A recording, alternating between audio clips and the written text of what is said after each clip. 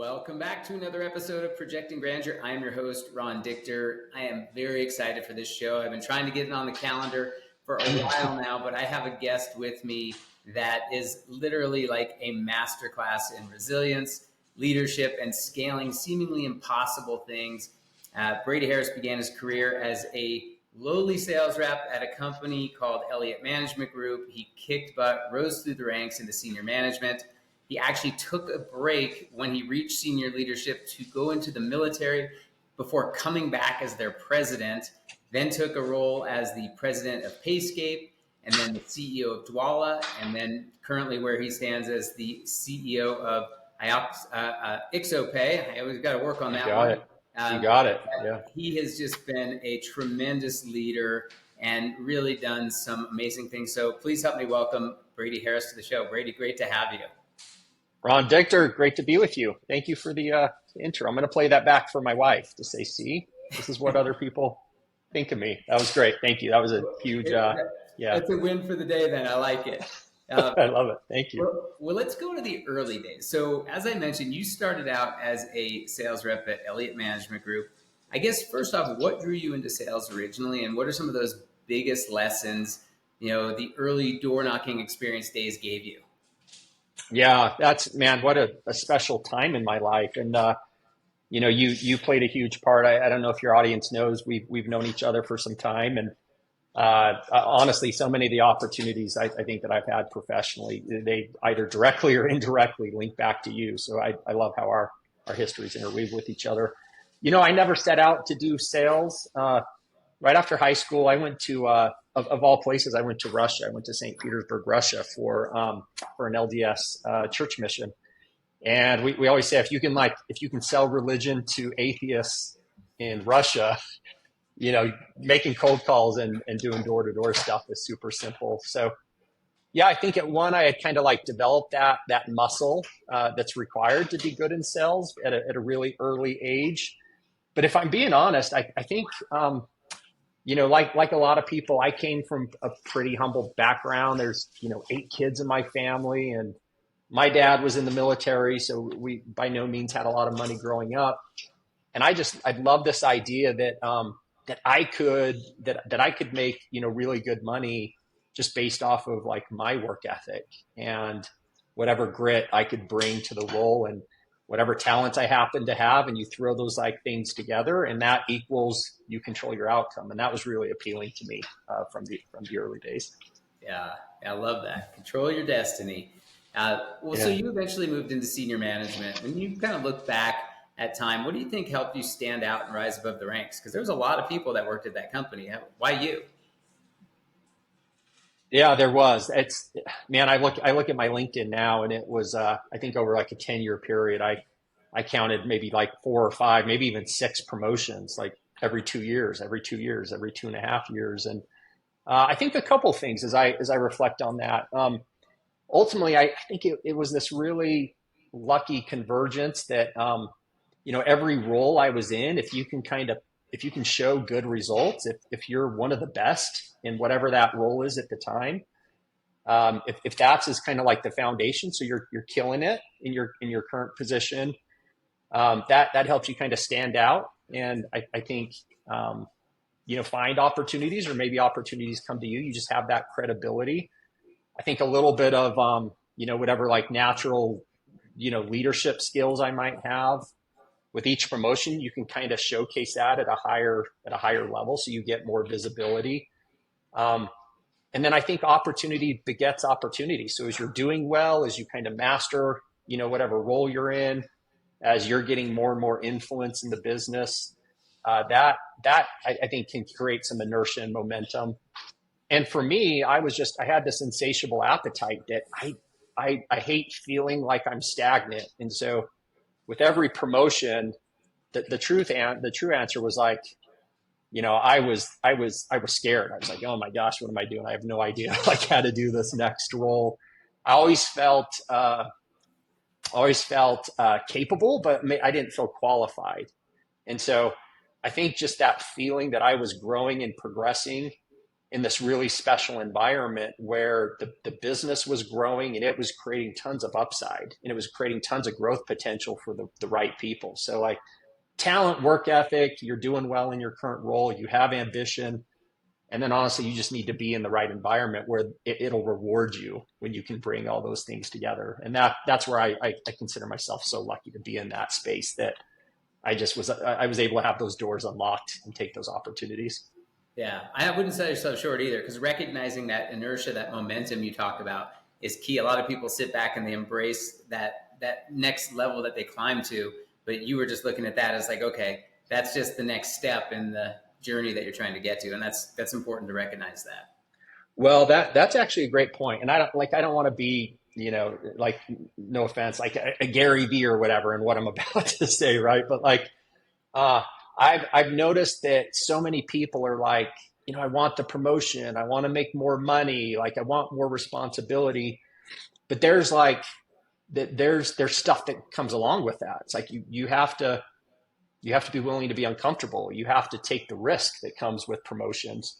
We've moved 5 or 6 years over the couple decades I've been doing this. And so there comes with sacrifices. And a lot of times people, they're like, yeah, I want all this, but I'm not willing to do all the things that go along with those opportunities. And so I always like coach and talk to like my younger selves out there as people are asking me about my career path of like, hey, like with great power comes great responsibility. Ask for that promotion, go for that next thing. But like, you're going to have to be uncomfortable and you're going to have to accept the risks that come as you, right? Like keep growing in your career. So Yeah. it's a great point. Love that you said Yeah. that.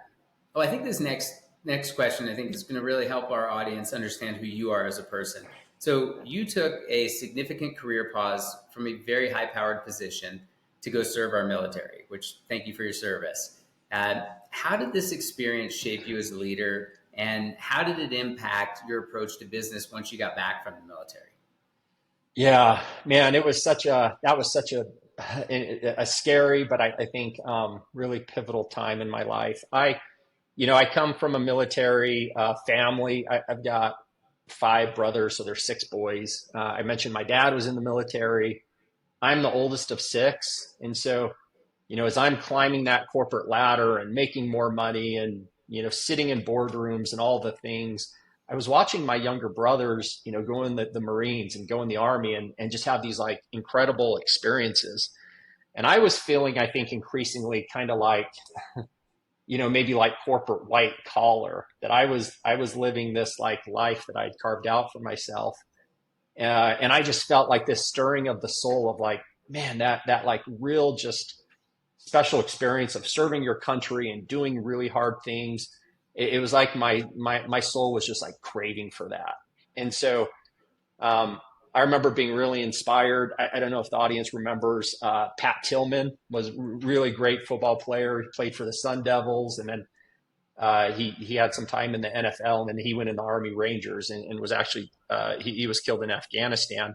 But he was an inspiration. I was like, man, this dude had everything, and like he was willing to go serve and give up the fame and the prestige of an NFL career. And so I had reached that point in my career where I was kind of at a fork in the road, and I said, do I want to now take the next step, which is CEO and the pay that comes with that, and all the great things that has to offer, or do I, before it's too late, just pause on all the things I've built and trade it all in to go to basic training. And so I made that decision in partnership with my wife, and man, just an incredible experience. It was humbling, and I think it was real grounding. Sometimes you like you can get an inflated sense of self. And so just to have this period of time where you forget about yourself, like, you're face down in the dirt with a bunch of 18, 19-year-old privates. It was awesome. And it's paid incredible dividends, since then, after re-entering the corporate world, for sure. Yeah, well, it's admirable, and it's really, really, I think, as you said, a pivotal part in your career, but I think it's more of a pivotal part in who you are as a person, at least from the outside looking in. So it's great. But listen, so you've led on multiple levels. I mean, as I mentioned, you were the president of Eliot Management Group, president of Payscape, CEO of Dwala, and now the CEO of IxoPay. I mean, how do you approach scaling yourself as a leader when the scope of responsibility dramatically increases on every step? Like you're talking about that stepping stone. Yeah. Well, I think the military like ties to that really well. What's interesting is when I transitioned back into corporate life, a lot of stereotypes are true about military leadership. Like it's very rank and authority driven. So in the corporate world, as you know, it's about building relationships and building trust and creating internal influence, and it's more about your ability to like manage and influence others through those mechanisms versus like what's the rank on your chest. And you can pull rank, but in the corporate world, like you've got to also like win hearts and minds. I think you're going to be really effective as a leader. And so as I transitioned back into the civilian world, that was definitely something I had to kind of like shed and like decouple from. Is like, okay, I don't have all this rank that I just go in and tell people what to do. Like I've got to go back and, influence by persuasion and build a strategic vision and create alliances with people that, that can carry, my strategies and help execute throughout the business. So that I think was like maybe stage one of trying to scale from a leadership standpoint. Um, I'd also say like I've had a couple growth spurts, maybe is the right word, as a leader that coincides maybe with each of these companies and positions I had. One thing I think that as I reflect was a huge learning experience for me and a big growth spurt as a leader is I learned you can't, going back to the military, you can't drive change from title alone. And I learned some really painful lessons that you can have the right strategy, you can have the right prescriptions for the business, but if you don't go about, let's just call it like change management in the right way, you risk, you remember this phrase, like that the body can reject the organ transplant. And so you can have all the right prescriptions, but you've got to win hearts and minds, and you have to help people see the vision and buy into what you're trying to do. Um, I'd say another thing that was like hugely impactful is how to drive change and maybe instill, a culture of performance and help people capture the vision of what you're trying to build by involving the business in the process. And what I mean by that is, I try to find in every new business I go in, like, who are those tent pole employees, regardless of like right title and rank, like who are those people that are influential, like to Price's Law, who are the employees that people really respect and look up to. And I learned that you've got to use stewardship delegation. Like you've got to involve the right people in the business, whether that's in committees or maybe task forces, or more broadly, delegate decision making to the right people that have those insights and that can help drive influence and change. And then I would say like the last thing that, again, lessons learned along my career is just it's going to sound cliche, but like the power of assembling the right team. So whether it's at the mid-management level or the executive level, I always say, like, if there's one truth I've learned as a leader is you're only going to be as good as the people you surround yourself with.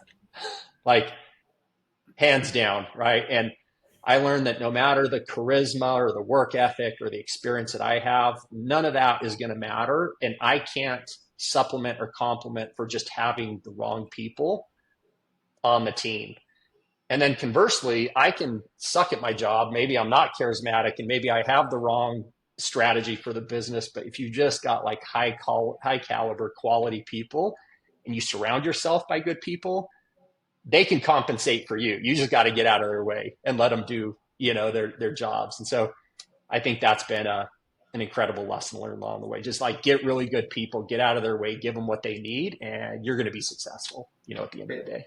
I think that goes back to your military example, though. It takes somebody who can be humble and know that and recognize that, in a position of leadership like you've been. So good on you on recognizing that. Well, at Dwala, you were known for driving fintech growth and transparency. How do you balance delivering innovation with maintaining kind of that human, authentic culture?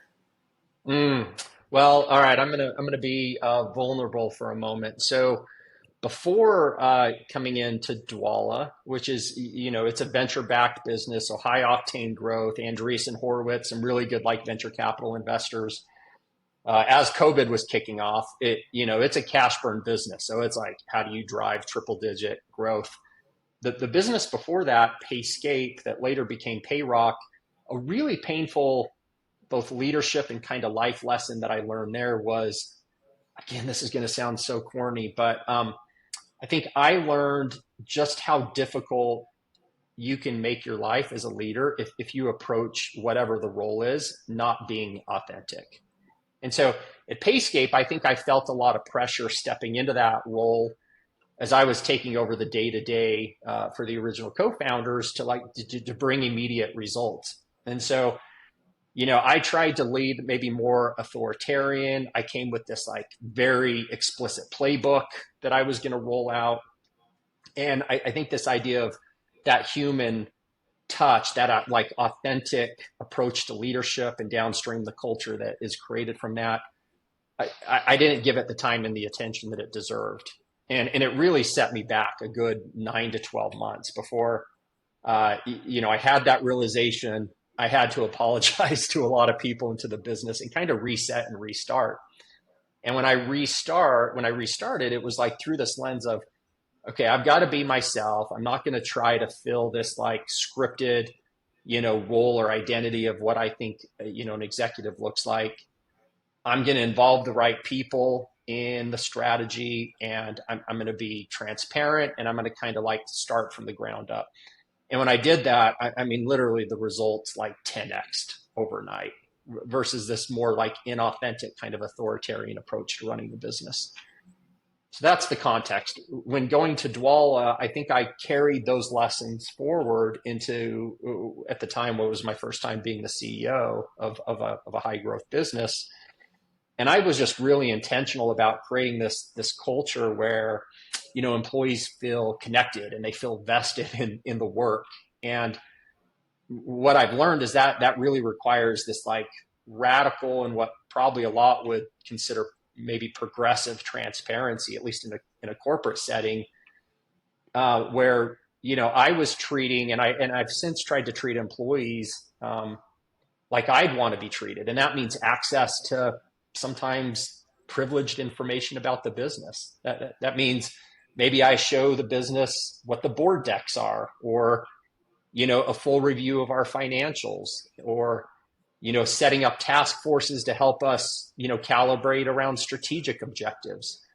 And so this like human authentic culture you're talking about, I think it's just treating people in a way that helps them feel connected, invested to what they're doing day in and day out.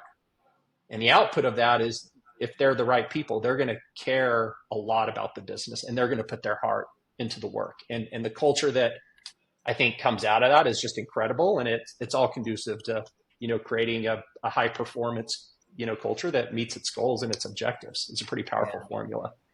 So I feel like this next question, you almost alluded to it. And so maybe there's a little foreshadowing going on here, but like the whole concept of this show is called Projecting Grandeur. And it's really about giving yourself permission to become the person that you in your mind believe that you can do, which you can't do without authenticity and commitment, as you just described there. Would you say, and maybe you've already said it, that there is a specific moment in your career where you were conscious about doing that? I mean, is that Dwala moment, or was it a different moment in your career?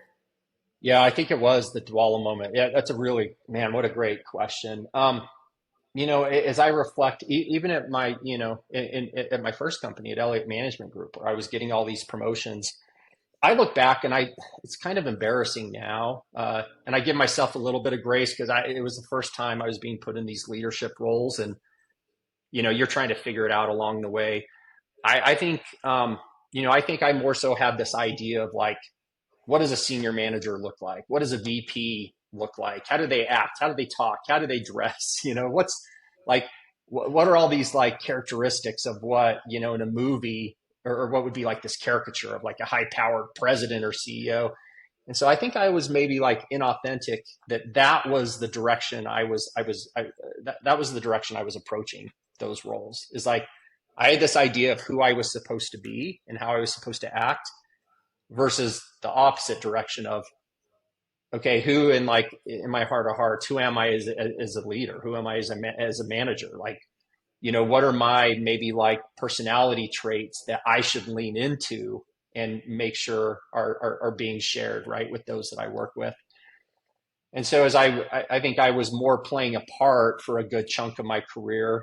And I think, at Payscape and then transitioning into Dwala, when that caricature, when that like idea of who I was trying to be was rejected, and I think wasn't landing with people, I had to reset and be like, man, like that didn't work. So maybe I should just be myself at this point and like really lean into those things that make me unique.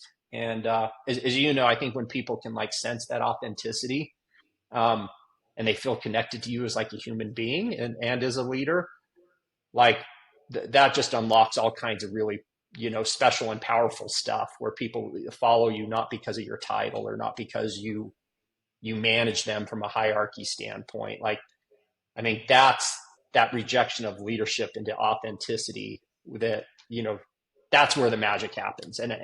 You're right. I think Dwala was kind of, was that first opportunity to bring it all together. What I had previously learned over a decade and a half.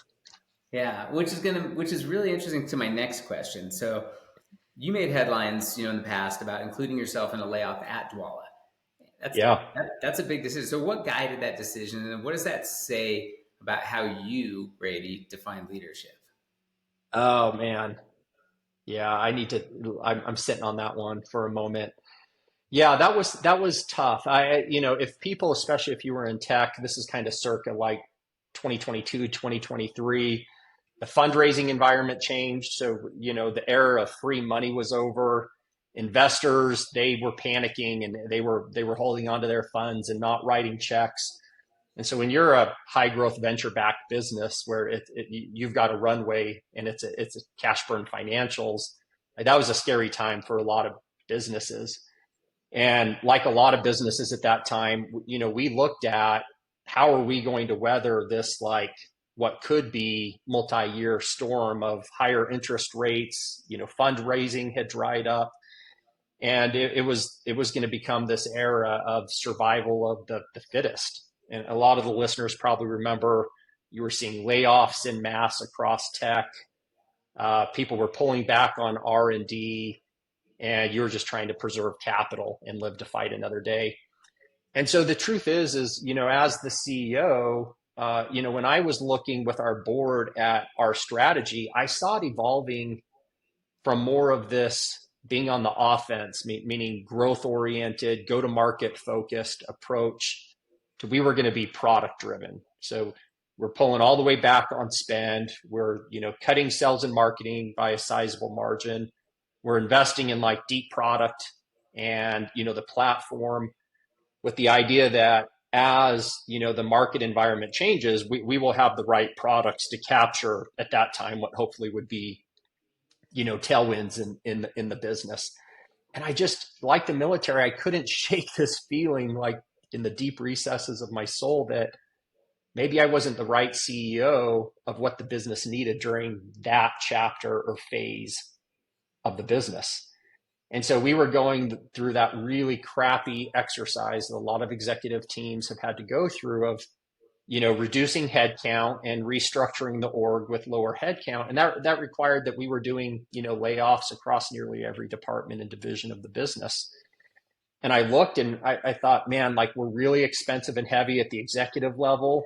And I just felt that, my compensation and the burden that placed on the business by me staying in the business and what the business would have to absorb, it wasn't right, and it didn't feel fair. Like it didn't feel, I hate to use the word ethical, maybe moral, that I'm having to lay people off. Where in my heart of hearts, I was like, man, I don't think the business needs me at this juncture. Like I think what the business is going to look like for the next year or two, it wouldn't be it didn't feel like I would be living with integrity if I just stuck around so that I could take a paycheck during that time. So it ultimately came down, I think, to, again, not to be corny, like what did my head and my heart tell me was right for the business. So I consulted with my wife. I spoke to people that I trusted. I had some really, I think, open conversations with our board, and I said, this is my recommendation. Like, I should put myself in this layoff. I think the business, can succeed without me. And the beautiful thing is my predecessor and the management team since then, they've executed and they have found an entirely new growth gear. And in hindsight, I just think it was the right decision. And it was great to see validation of that, tough choice that I had to make. I think that says a lot about you. I And appreciate it. yeah, that's a great story. I actually hadn't heard that, how that came to pass.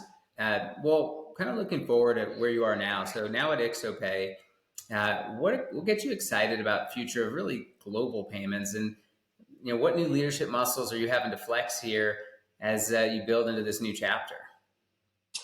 Yeah, well, I know not everyone are payments people, that listen to the podcast, but I think just to keep it super simple, we're based out of Vienna, Austria, so I spend a lot of time in Europe. Most of our customers are European based, so that means trips to Paris and Berlin, and I was just in Switzerland and really, really cool places.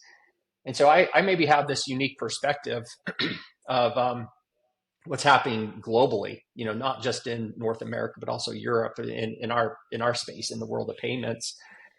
And I think a couple like really exciting things, not, the buzzword is AI, but truly when I look at what our platform is and really the core of our product, a lot of businesses are deploying AI from a productivity standpoint. And so, how can you scale your finance operations, or how can you use AI tools to supplement or replace, customer service functions? So I just broadly describe that, right, as like productivity. One thing that we're doing with our customers, which are these really large, global businesses, is using AI to like really innovate down into the core of the platform of what we do, and unlocking, solutions that even 3 months ago didn't exist.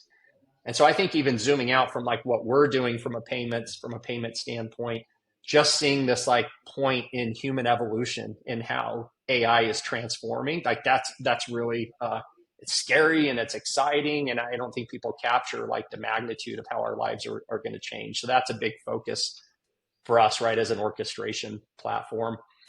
And then I'd say, like, from a leadership standpoint, maybe some new muscles I'm having to, really lean into and develop is um, a big area of focus for me has been just on like brand recognition. So, how can I help from a strategy standpoint, but how do I make sure the market across the world knows who we are, that we're a category leader? And where I've often focused internally on like business efficiencies and operations. So to be outwardly focused, to try to be at the forefront, of the marketplace, like that's new and that's fun. But I'm kind of like picking that flag up and carrying that banner, out into the public sphere. And that's been definitely, that's been a fun and new part of being a CEO at this latest business. Very exciting. Yeah, lots of fun trips too. It's always a good way to go. So I'm Yeah. envious in a good way. All right, Yeah. last question for you. I know you're a busy guy. Let's If you do could it. give one piece of advice to leaders that are listening today, like who want to, really project their own form of grandeur authentically, what would that be? Mm, beautiful question. We might have touched on this, I think, and maybe I'll attempt to just like bring it all together.